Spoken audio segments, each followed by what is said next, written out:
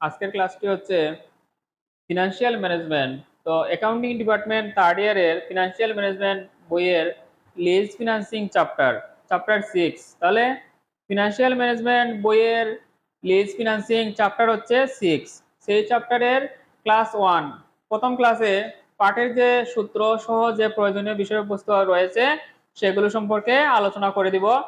তাহলে এই lease financing, lease হচ্ছে ইজারা, লিজ হচ্ছে ইজারা। ইজারা হচ্ছে আমি কোনো প্রতিষ্ঠানের নিকট থেকে কোনো একটি কিছু আনবো এবং সেটি আমি বুক করব, উৎপাদন করব বা যা কিছু করে ব্যবহার করব, তার বিনিময়ে তাদেরকে আমার অর্থ প্রদান করতে হবে। তাহলে সেই অর্থ প্রদান করতে হবে। তাহলে এই পাঠে আমরা যে বিষয়টি দেখব, পাঠের মধ্যে আমাদের দুটি অপশন থাকবে, একটি হচ্ছে লোন অপশন এবং একটি হচ্ছে লিজ অপশন। দুটি অপশনের মধ্যে তুলনা করে আমাকে মন্তব্য করতে হবে যে কোনটি আমার জন্য বেস্ট, ব্যবসায়ের জন্য কোন অপশনটি বেস্ট।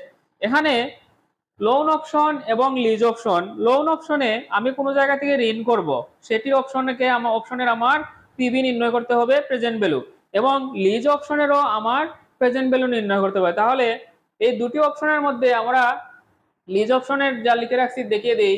লিজ অপশনে আমার তিনটি কাজ আছে, ধারাবাহিক আমাদের যে তিনটি কাজ করতে হবে। এক নম্বরে হচ্ছে আমি এখানে PBA, present value of annuity, বর্তমান মূল্যের কিস্তি সূত্র লিখে রাখছি। এখানে যদি আমাকে মোট মূল্য দিয়ে দেয় তাহলে কিস্তি নির্ণয় করতে হবে, অথবা কিস্তি যদি দিয়ে দেয় তাহলে আমার মোট মূল্য প্রয়োজন হবে। তাহলে এই সূত্রটি আমরা ব্যবহার করব, a into 1 minus 1 divided 1 plus i power n by I.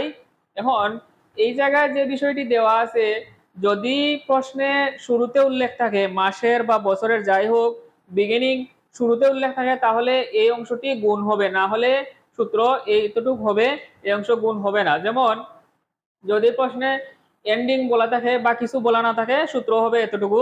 এবং যদি প্রশ্নের মধ্যে বলে দেয় যে মাসের শুরুতে বা বছরের শুরুতে, তখন আমরা সূত্রের সাথে 1 প্লাস আই গুণ দিয়ে দিব। তাহলে এটি গুণ হবে কোন সময়? যখন মাসের বা বছরের শুরুতে উল্লেখ থাকবে।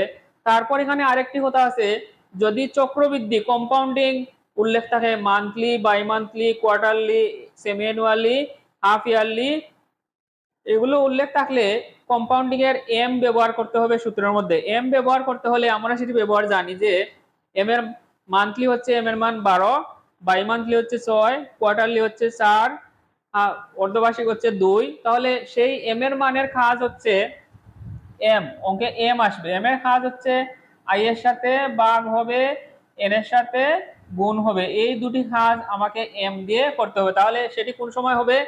এই সূত্রের মধ্যে যদি শুরুতে থাকে তাহলে এই অংশটি গুণ হবে। তারপরের কথা হচ্ছে যদি অঙ্কের মধ্যে চক্রবৃদ্ধি থাকে তাহলে আই এর সাথে এম কে ভাগ করতে হবে, এন এর সাথে এম কে গুণ করতে হবে। এই হলো প্রথম সূত্রে এখানে যা কিছু ছিল তার আলোচনা। 2 নম্বরে আমাদের যে কাজটি করতে হবে, ক্যালকুলেশন অফ ইন্টারেস্ট, আমাকে সুদ নির্ণয় করতে হবে। সুদ নির্ণয় করতে হলে সেখানে দেখতে হবে আমি কত টাকা ধার নিয়েছি, কত বছরের জন্য নিয়েছি, তার জন্য কয় বছর আমাকে কত টাকা করে সুদ দিতে হবে। তাহলে ক্যালকুলেশন অফ ইন্টারেস্ট লিখে আমরা একটি টেবিল তৈরি করব। টেবিলে 6টি গড় দিব, ইয়ার, বিগিনিং ব্যালেন্স, আমি যত টাকা ঋণ নিয়েছি, তারপরে গড় হবে ইনস্টলমেন্ট, কিস্তি যে পরিশোধ করব, সেখানে ইন্টারেস্ট এবং প্রিন্সিপাল পেমেন্ট, এই সুদ এবং আসল দুইটি মিলিয়েই হয় কিস্তি। তাহলে ইনস্টলমেন্টের ভিতর এই দুটি থাকবে। তারপর হচ্ছে এন্ডিং ব্যালেন্স, প্রথম বছর ব্যবহার করার পর আমি আসল পরিশোধ করলাম, করার পর আমার কাছে কত টাকা পাবে সেটি হচ্ছে আমার এন্ডিং ব্যালেন্স। তাহলে প্রথম কিস্তি সূত্র দিয়ে আমরা কিস্তি নির্ণয় করব, 2 নম্বরে আমরা সুদ নির্ণয় করব, 3 নম্বরে আমার প্রেজেন্ট ভ্যালু নির্ণয় করতে হবে। প্রেজেন্ট ভ্যালু নির্ণয় করতে হলে এখানে কিছু কাজ আছে। এখানে এক হচ্ছে নেট ইনস্টলমেন্ট। নেট ইনস্টলমেন্ট তখনই নির্ণয় করতে হবে যখন মেইনটেনেন্স থাকবে। যখন অঙ্কের মধ্যে মেইনটেনেন্স এক্সপেন্স থাকবে তখন নেট ইনস্টলমেন্ট নির্ণয় করতে হবে। নেট ইনস্টলমেন্ট নির্ণয়ের পদ্ধতি হচ্ছে ইনস্টলমেন্টের সাথে মেইনটেনেন্স যোগ হবে। তার কারণ হচ্ছে ইনস্টলমেন্টের সাথে মেইনটেনেন্স আমি কি করব? যোগ করব, যোগ করে পাবো নেট ইনস্টলমেন্ট। তারপর হচ্ছে ডিসকাউন্ট রেট। প্রশ্নের মধ্যে ডিসকাউন্ট রেট দেওয়া থাকবে না, প্রশ্নের মধ্যে সুদের হার দেওয়া থাকবে। সেই সুদের হারকে আমার ডিসকাউন্ট ফ্যাক্টরের রেট নির্ণয় করতে হবে। সেটির সূত্র হচ্ছে KD 1 minus TR, corporate tax rate. তাহলে এই সূত্র ব্যবহার করে আমি ডিসকাউন্ট রেট নির্ণয় করব।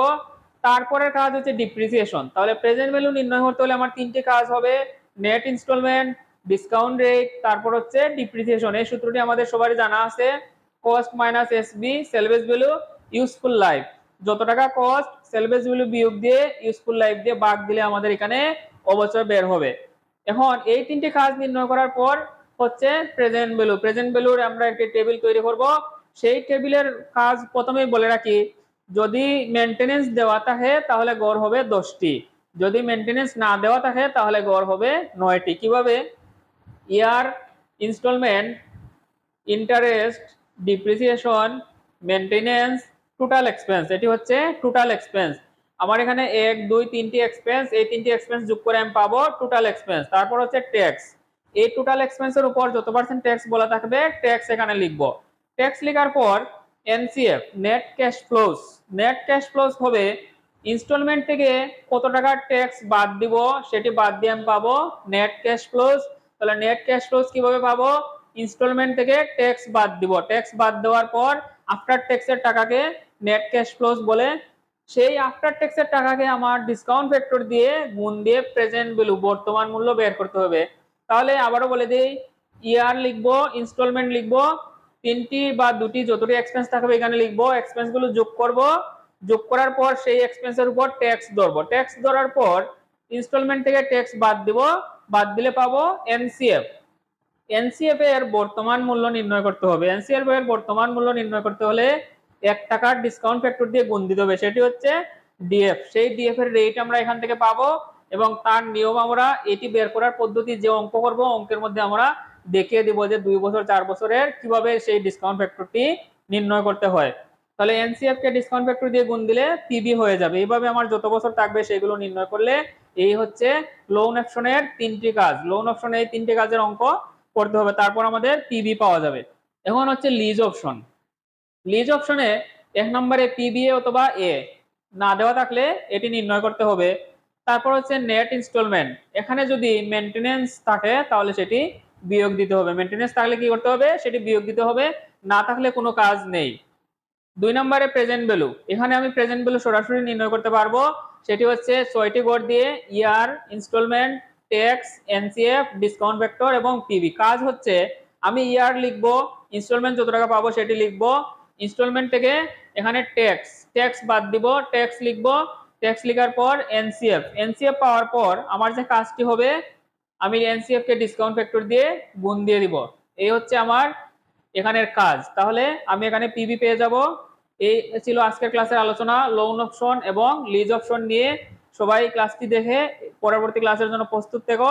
পরের ক্লাসে আমরা অঙ্ক নিয়ে আলোচনা করব। ধন্যবাদ, সবাই ভালো থেকো।